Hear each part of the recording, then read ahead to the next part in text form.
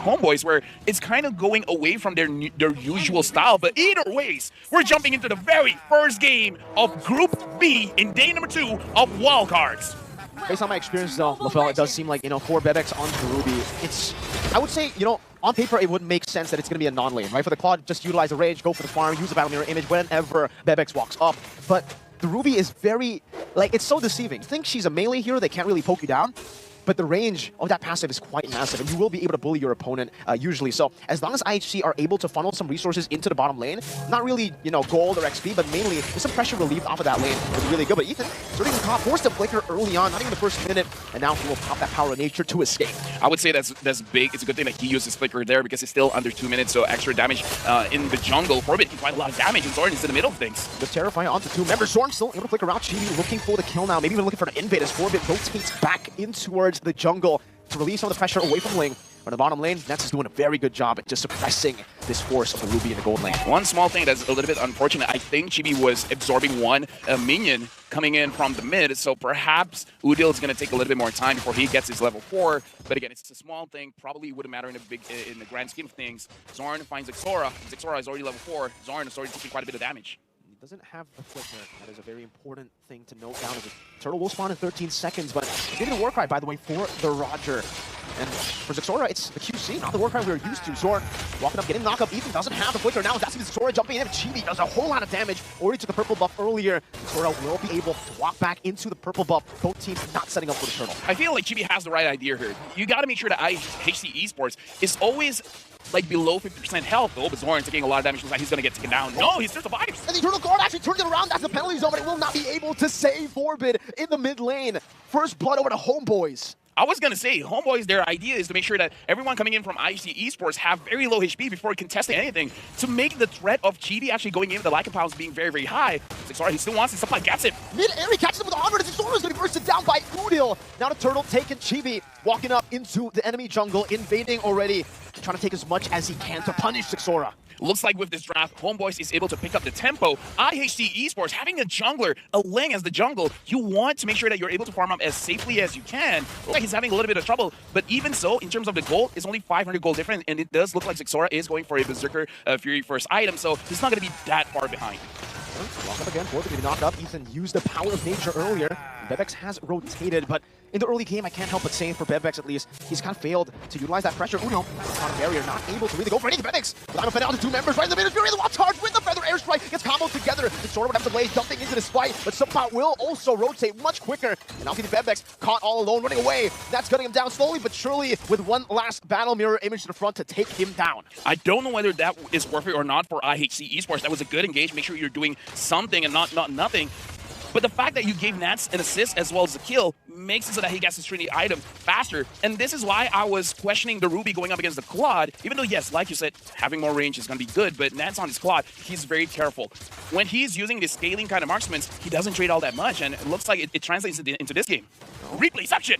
Replayception. This is the replay earlier in that skirmish. It was such a good layer of CC from IHC, but HomeBois just played it well. They knew only 2 of their members were caught there. Looks like Suppot's going to be taking some damage, but he does still have the Primal Wrath, and IHC will not decide to commit under that tier 1. And again, one thing that you got to take note was that during that replay, we saw Nat actually controlling his range very, very well to make sure that his positioning is good. As I say that, he's standing face-to-face against Bebex.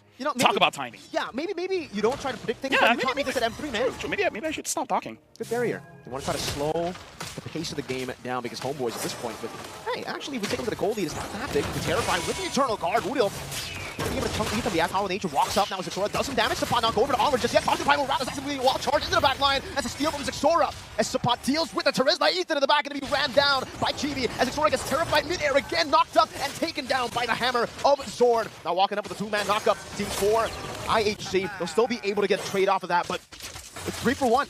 Yeah, but again, we talked about this, how both teams, they really like to brawl. Even if for the first point, you see like, oh, this might not be a good trade, but still, the team will go for it because in terms of mechanics, they're amazing. Bebex was able to steal that one. Chibi getting a turret up top.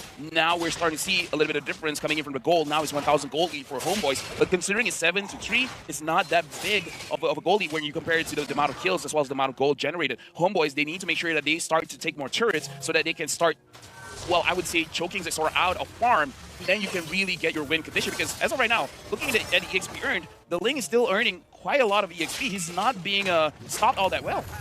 Look at this. Just as you say that, right? Zorn tries to stop it alone as the Minotaur because nobody was seen on the map. Now Onward actually going to go in. Eternal Guard as well. The Form is able to escape. It gets caught in Earth Shatter. As now Supply gets caught in the wheel. Dies in the back somehow. Blazing away from Nets. Now it's going to be Minus Fury to knock them up. Aizen with a desperate penalty zone. And Ethan will be able to walk away. They'll sacrifice Aizen and Forbid. And it will only give HomeBois a bigger lead here. In the 6th minute of the game, Nets, Battle Mirror Image to the front, trying to go for a bit more damage to pressure Ethan. But as you said, right now it's not that big of a lead despite the kills. Yeah, it's really not.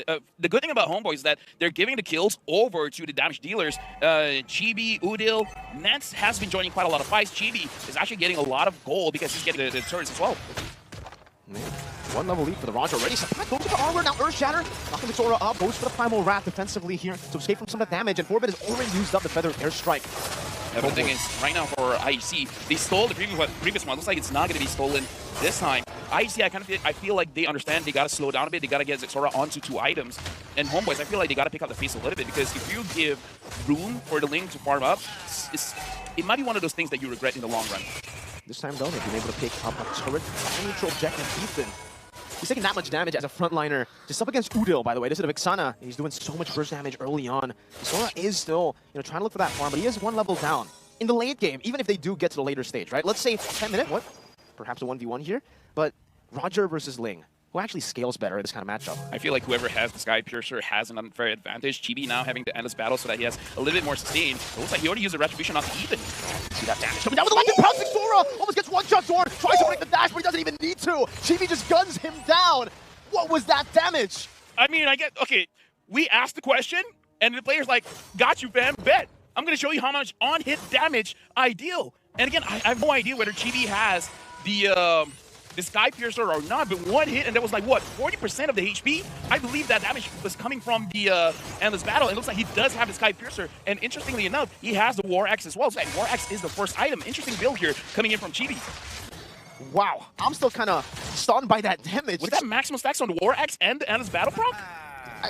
I don't think that's maximum stacks on War Axe. No, I really don't, right? Because it was a fight that Sora kind of forced with Ethan as well. So I don't think he had a lot of time to stack up the War Axe. Still, incredible damage now as Sora goes to his own purple buff. And even here, it's a bit scary for him. Walking to the purple buff, and Sora just screens him, gets that information, and the team plays accordingly. Now they're just back up in their own jungle. They know that they need the Lord. They don't need to go for any crazy, unnecessary skirmishes at this point.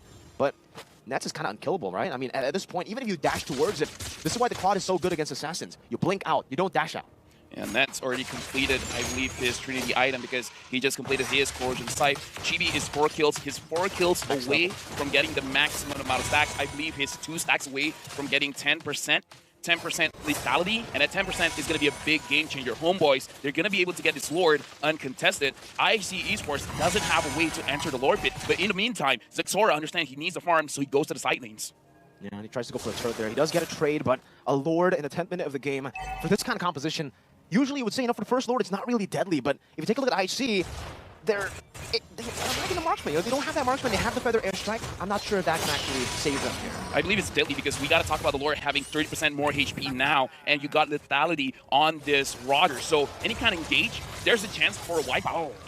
And your wave clear is also questionable for IHC, right? Like I mentioned, only Forbid can really go for it, but he has to choose whether he wants to use the Feather Airstrike to some of these members or to the Lord. And I think both are the wrong answer at this point. Yeah, but personally for me, I would say try to go for the members because, again, 10-minute Lord you can still handle, but the amount of damage coming in from HomeBois is a little bit too much. You got to be very, very careful. Supply not able to hit his Onward. Damage Zorn, looking forward, gets a knock of Benex in the front of it all, trying to go for the Chibi, but it's going to be the frontliners completely melted down. And Supply walks up with the flicker. As well, like pounds from Chibi together with the electrifying damage. Now it's going to be a desperate attempt at the Blaze. The Lord might as well just be called the Deadly Lord because in the 11th minute, they've been able to stomp through IHC. And just like that, HomeBois was able to win the first match of the Group B stage with a lot of damage coming in from the Roger. And looks like the Ruby Goalie going up against the Claude was not able to stop this Claude. The Claude was still able to farm as fast as possible. The Claude was